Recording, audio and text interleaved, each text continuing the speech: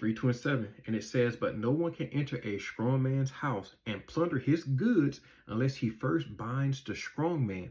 Then indeed he may plunder his house." Right? So what's that saying is nobody can go into somebody's house without first buying that person up and then take their goods away from them, right? So what the enemy does, right? The enemy doesn't bust in the door. Okay, look at this.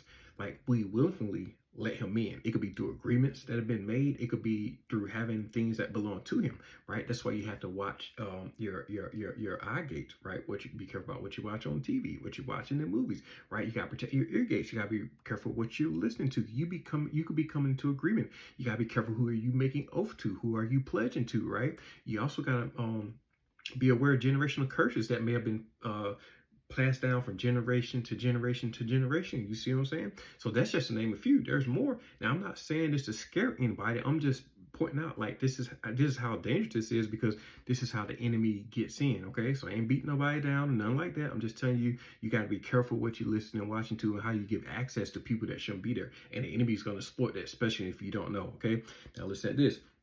Proverbs 4:2-3 says, "Keep your heart with all vigilance, from it flows the spring of life." Okay, now, so this is the thing. Once the enemy is in your house, he binds you. How did he bind you? He binds you by getting you to commit to living a life of sin. Okay, notice how I said that, get you committed to living a life of sin. But he does it like, first you give him access because you do it willingly. Okay, he don't force you. You make the choice. You reject God to live that life. You reject God to participate and to feed that addiction. You reject God. That's the hard part about it, right? That you might not hear a lot of people talk about, but I'm telling you now, that's the part. You reject God to take part in what you know you shouldn't be doing. Okay, now the enemy exploits that because you give him rights. Now you belong to him. You have his sins. You see what I'm saying? You're living his lifestyle.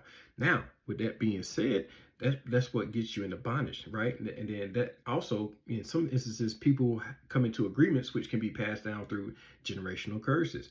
Now, you got to give that back to the enemy. Like, no, sir.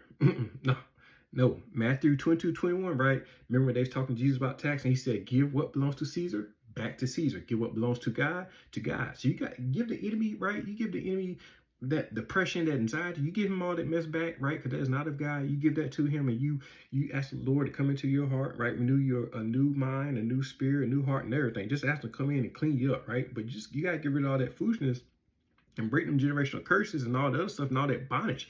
You got to ask the Lord to come up and break you up out of that bondage. You see what I'm saying?